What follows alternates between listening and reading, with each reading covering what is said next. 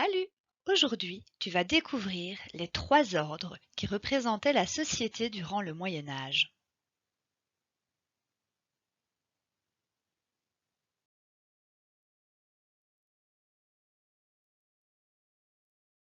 Rappelle-toi, le Moyen Âge est une période d'un peu plus de 1000 ans qui débute en 476 avec la chute de l'Empire romain d'Occident et qui se termine en 1492 avec la découverte de l'Amérique.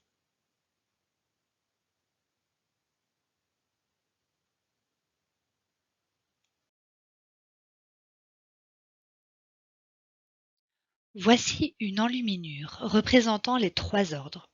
Une enluminure, c'est une décoration exécutée à la main qui ornait les manuscrits à l'époque. Autrement dit, c'est une illustration, un dessin présent dans un livre. Sur cette enluminure, tu peux observer trois hommes. Chacun d'eux représente un ordre que l'on peut deviner grâce à sa tenue. À gauche est représenté un homme d'église, au milieu un chevalier et à droite un paysan.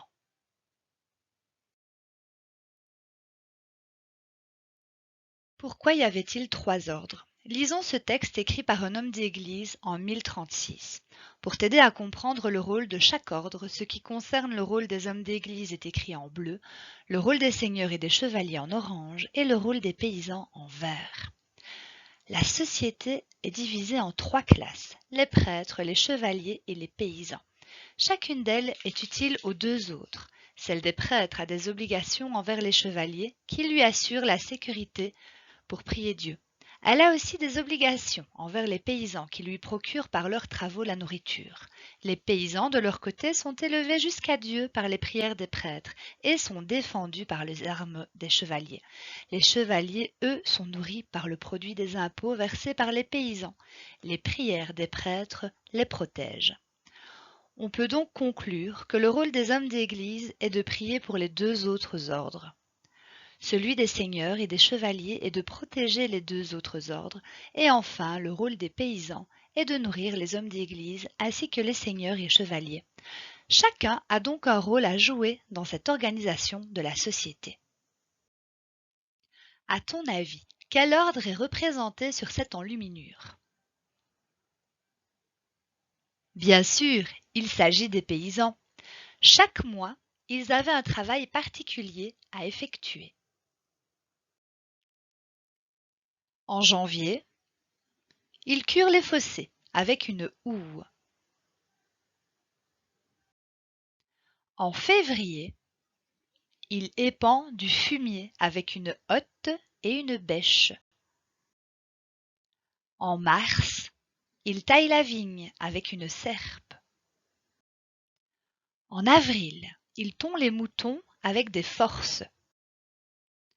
Au mois de mai, ils continuent les travaux en vue de la prochaine récolte, tandis que le seigneur chasse aux faucons. En juin, ils récoltent le blé et le foin avec une faux. En juillet, ils moissonnent les céréales avec une faucille. En août, ils battent les épis des céréales au fléau.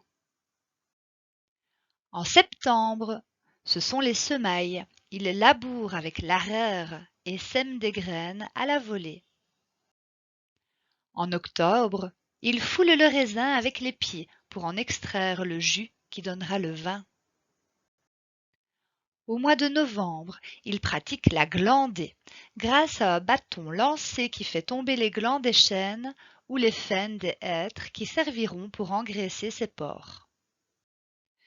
Et au mois de décembre, ils tuent les cochons. Ce que tu peux retenir, c'est qu'au Moyen Âge, la vie des paysans n'était pas facile. En échange de la portion de terre qu'ils recevaient des seigneurs, ils devaient payer des taxes et effectuer des corvées sur la partie des terres réservée aux seigneurs, la réserve. Les paysans fournissaient donc une main-d'œuvre gratuite, en échange de quoi le seigneur s'engageait à assurer leur protection et celle de leur famille. En cas de danger, ils pouvaient se réfugier dans la cour du château fort ou derrière les murs de l'abbaye. À l'époque, les paysans représentaient 98% de la population. Parlons à présent des seigneurs et des chevaliers. En temps de guerre, ils défendent le domaine seigneurial et le château. En temps de paix, ils s'entraînent au combat lors d'exercices militaires, ils chassent et ils participent à des tournois. Les tournois leur permettent de s'entraîner dans des combats pacifiques au cours desquels ils prouvent leur habileté au maniement des armes et leur courage. En ce qui concerne leurs loisirs, ils organisent des banquets et des fêtes lorsque l'occasion se présente. Ils jouent aux dames, aux dés, aux échecs, ils lisent, en tout cas s'ils ont appris à le faire, et ils font venir leurs fous pour les faire rire. Ils reçoivent parfois la visite de troubadours, dont ils écoutent les chants, poèmes et musique.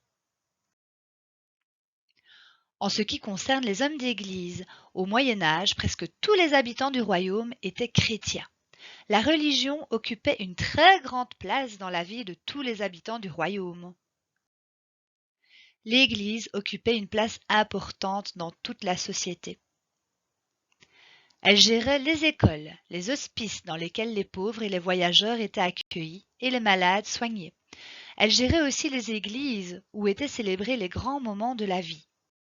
Elle s'efforçait aussi de maintenir la paix en interdisant aux chevaliers de combattre certains jours et en leur demandant de protéger les faibles. La religion chrétienne était si importante dans la société que l'Église pouvait imposer ses règles à tous, dans tous les aspects de leur vie.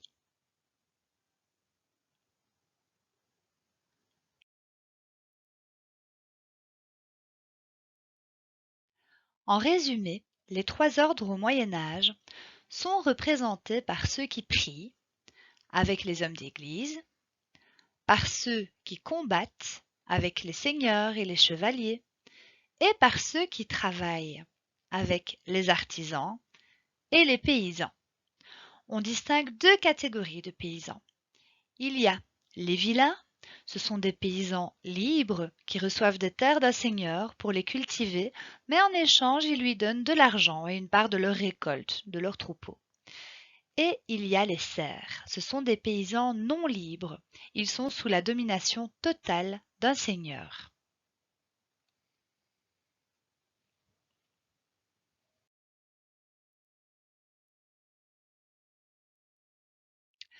Donc, le prêtre prie pour le chevalier et il prie aussi pour le paysan. Le paysan nourrit le prêtre et nourrit le chevalier. Et enfin, le chevalier protège le paysan et il protège également le prêtre. As-tu bien compris? Reconnais-tu le rôle de chaque homme sur cette enluminure? Tout d'abord, celui-ci, à ton avis, quel ordre représente-t-il? Très bien, il s'agit d'un homme d'église, d'un religieux. Et celui-ci? Bien sûr, il s'agit d'un chevalier. Et pour finir, tout à droite, il y a bien un paysan. Maintenant, c'est à toi. N'hésite pas à regarder une seconde fois cette vidéo si tu n'as pas tout compris. Bon travail!